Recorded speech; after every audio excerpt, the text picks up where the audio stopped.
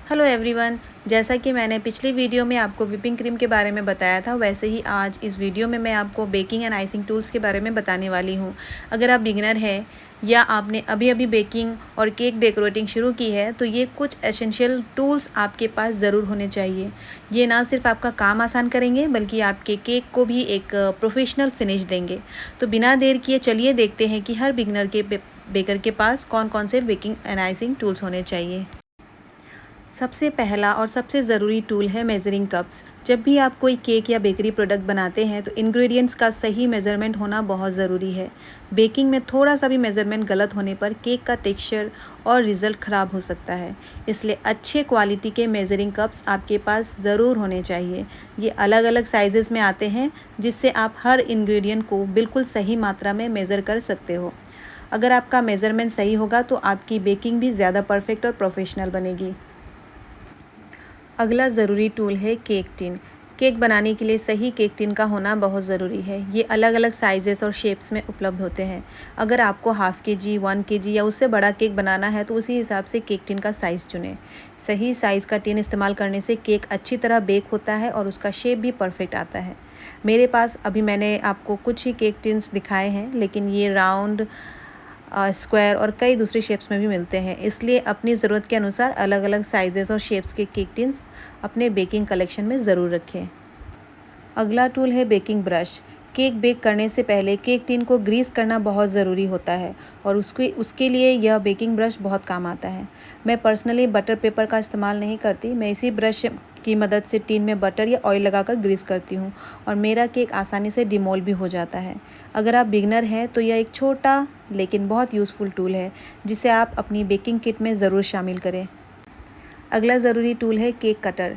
Cake को एकदम बराबर और साफ़ तरीके से काटने के लिए केक कटर का इस्तेमाल किया जाता है। इसकी मदद से आप केक की लेयर्स आसानी से और समान मोटाई में काट सकते हो, लेकिन इसके लिए आपको टेक्निक्स भी आनी चाहिए। अगर आपको अच्छे से टेक्निक्स मालूम है तो आप केक को इसी कटर के माध्यम से बहुत अच्छे से काट सकते हो, जिससे फिलिंग और आइसिंग करना भी आसान हो जाएगा।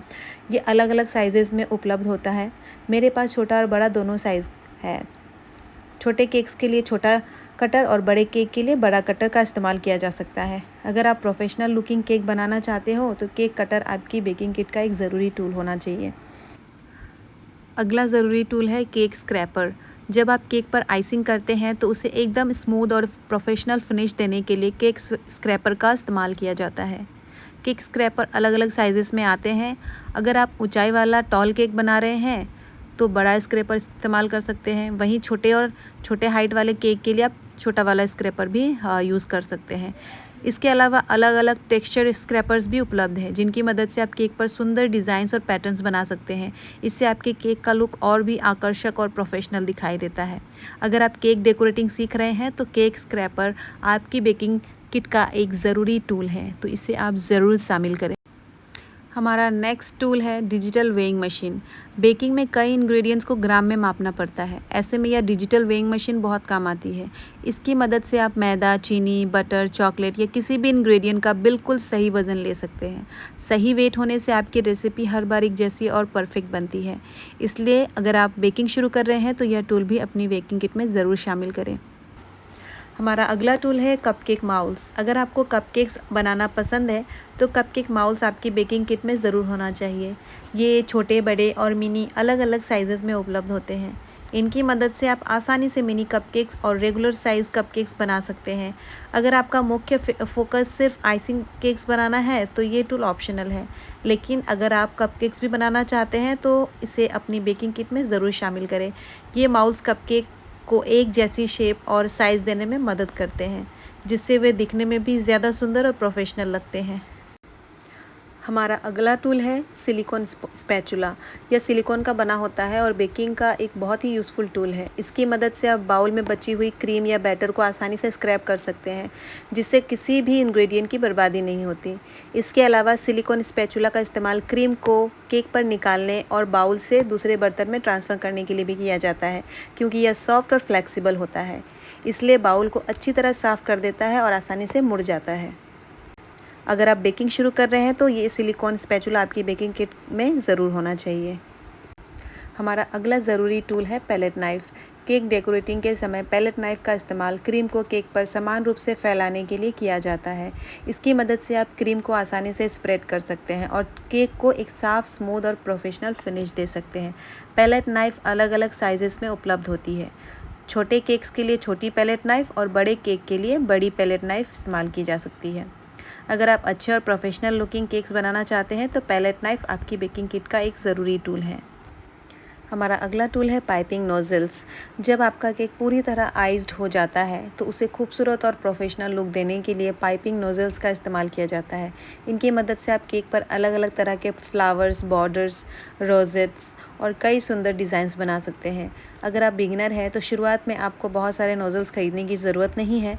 पहले 4-5 बेसिक नोज़ल से शुरुआत करें। बाद में जैसे जैसे आप नई डिज़ाइन सीखते जाएँ वैसे वैसे कलेक्शन में और नोज़ल्स जोड़ सकते हैं। छोटे से पाइपिंग नोज़ल्स भी आपके केक की फिनिशिंग को एकदम प्रोफेशनल और आकर्षक बना देते हैं, इसलिए ये आप अपनी बेकिंग किट में ज़रूर ऐड करें।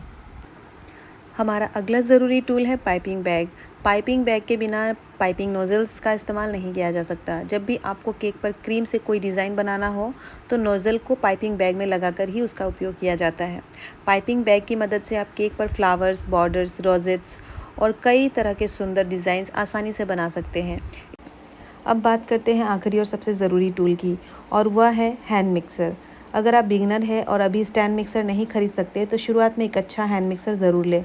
केक बैटर तैयार करने से लेकर व्हिपिंग क्रीम को व्हिप करने तक या आपके बेकिंग के ज़्यादातर काम आसान कर देते हैं। मैंने अपनी पिछली वीडियो में बताया है कि कौन सा हैंड मिक्सर लेना चाहिए और उसे सही तरीके से कैसे इस्तेमाल करना चाहिए। अगर आपने वह वीडियो नहीं देखी है तो उसे भी ज़रूर देखें। ये सभी टूल्स हर बिगनर के पास ज़रूर होने चाहिए।